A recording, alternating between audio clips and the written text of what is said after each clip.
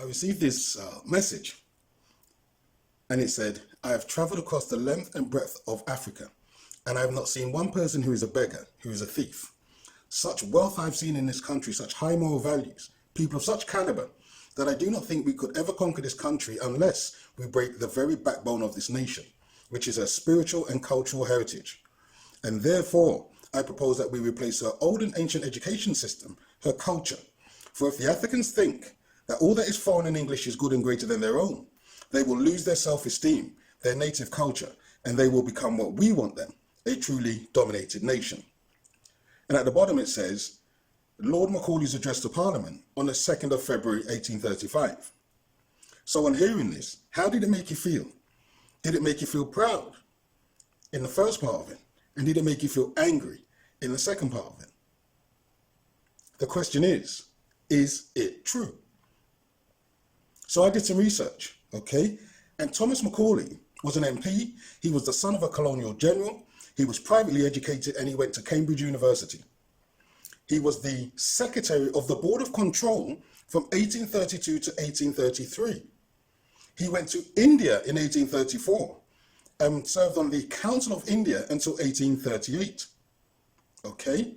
Now, Thomas Macaulay is responsible for his minute on Indian education of February 1835, where he said, "It is, I believe, no exaggeration to say that all the historical information which has been collected from all the books written in the Sanskrit language is less valuable than what may be found in the most paltry abridgment used at prep schools in England."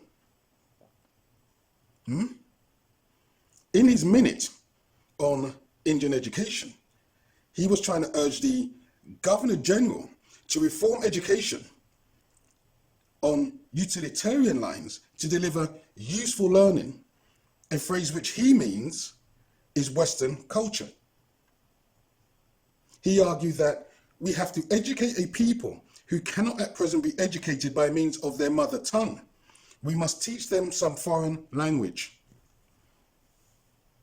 Macaulay argued that Western learning was superior and currently could only be taught through the medium of English. He said there was therefore a need to produce, by English language education, a class of persons, Indian in blood and colour, but English in taste, in opinions, in morals, and in intellect, who could in turn develop the tools to transmit Western learning in the vernacular languages of India. So he played a major role in the introduction of English and Western concepts to education in India. He supported the replacement of Persian or Sanskrit by English as the official language, to use English as the medium of instruction in all schools and the training of English-speaking Indians as teachers.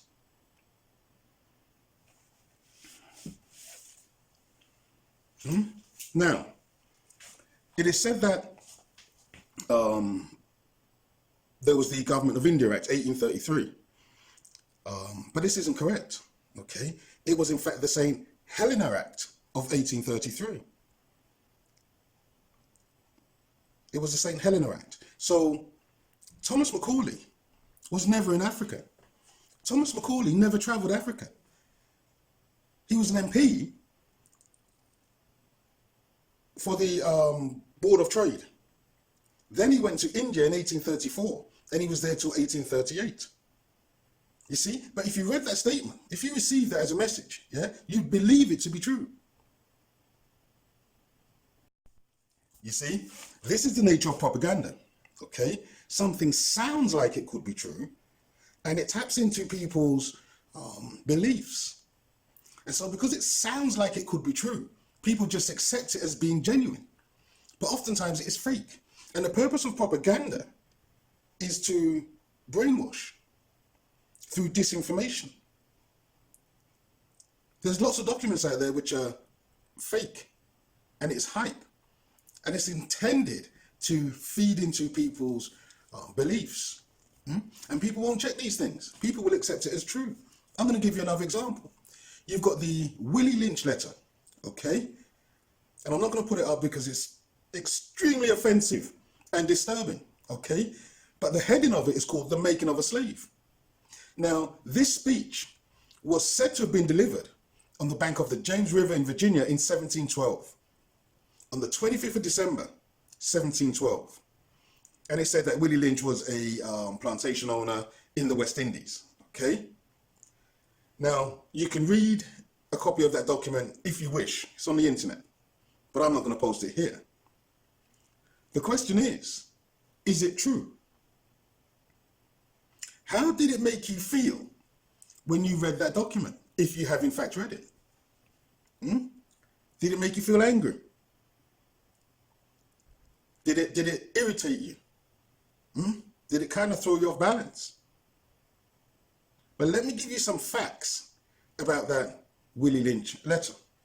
Yeah? The very first mention of the existence of this letter or this document was in 1993, when a librarian posted it on a library website in 1993. That's the very first time this particular document came to anybody's attention 280 years later. Okay? But when you read the language in the document, alarm bells start ringing.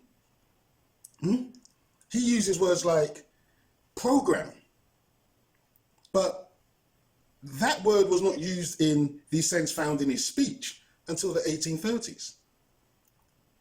He uses terms like economics, but political economics was a phrase which was first coined in 1767, 55 years after Willie Lynch purportedly used the term economics in his speech. Yeah? It wasn't until the late 19th century that political economics was replaced by the term economics. The late 19th century. He also uses words like self-refueling. Self-refueling. And that is an acronym. It's a chronological inconsistency, because the term refueling did not arise until the early 20th century after the invention of the internal combustion engine. Refueling is a term specific to putting fuel into an engine. There were no engines in 1712.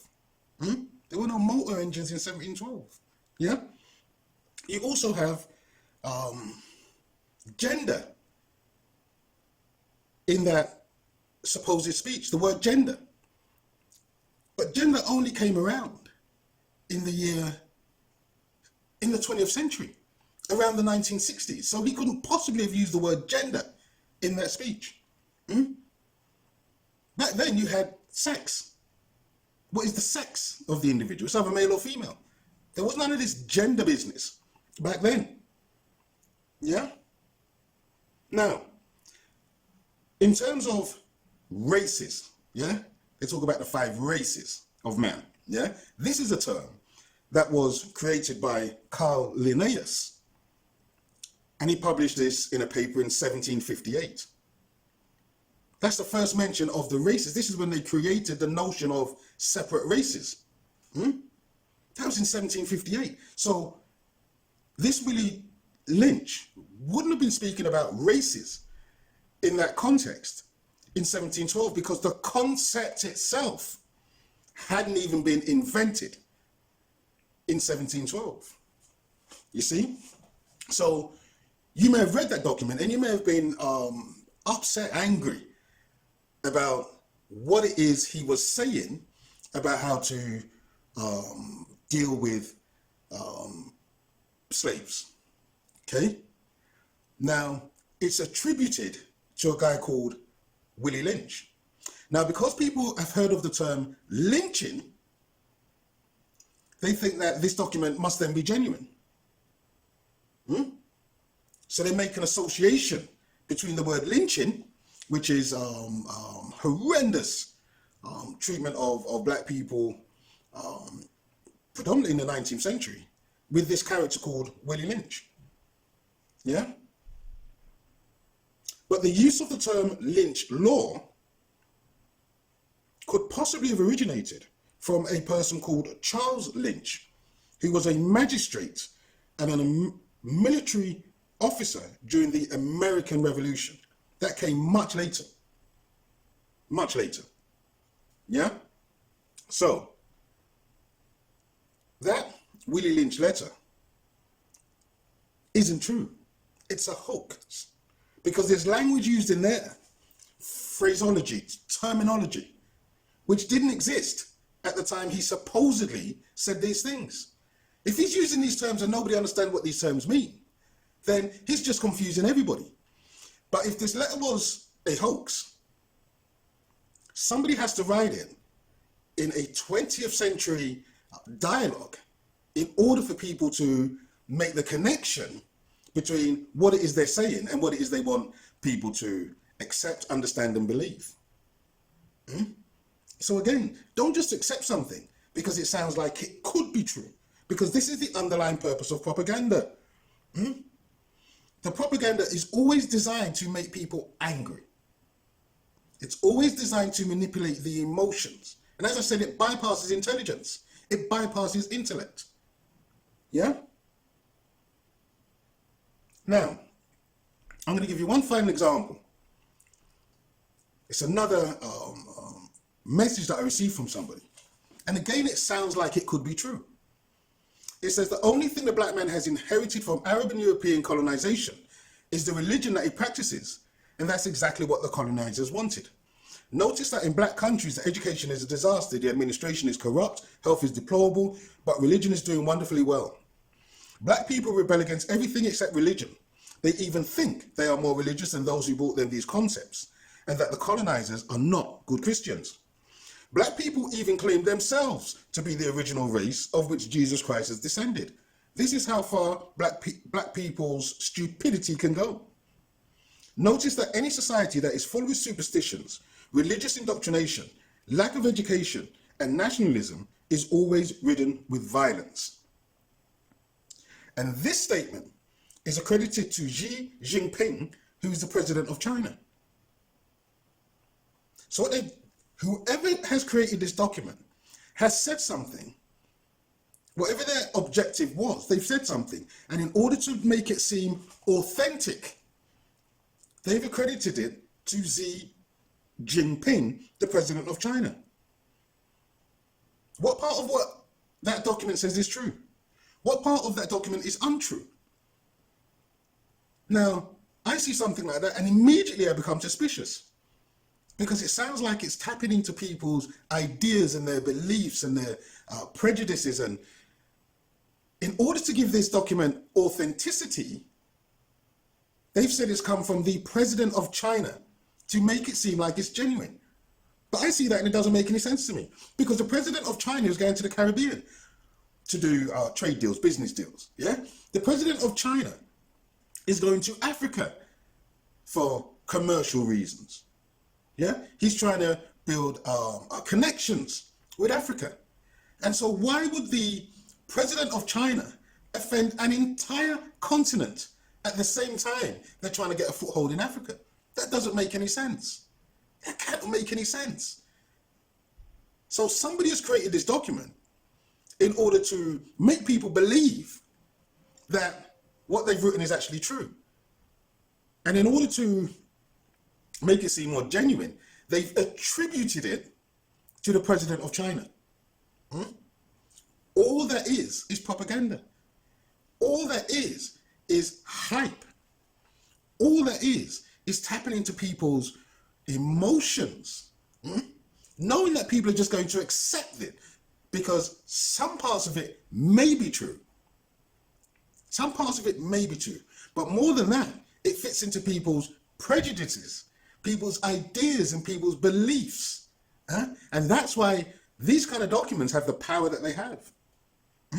You see, all of the documents that I've read to you, they are statements which are all false.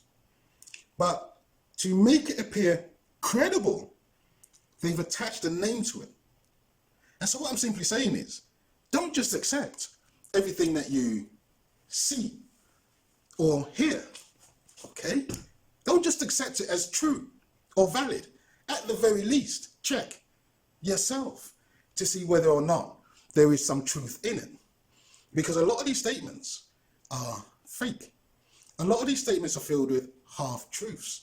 A lot of these statements have an agenda where they're trying to make people angry, make people upset, make people frustrated. And this is how people are being manipulated on a regular basis through what is, in effect, propaganda. So as Public Enemy said, don't believe the hype. Thank you for watching. Please share and subscribe. More videos coming soon.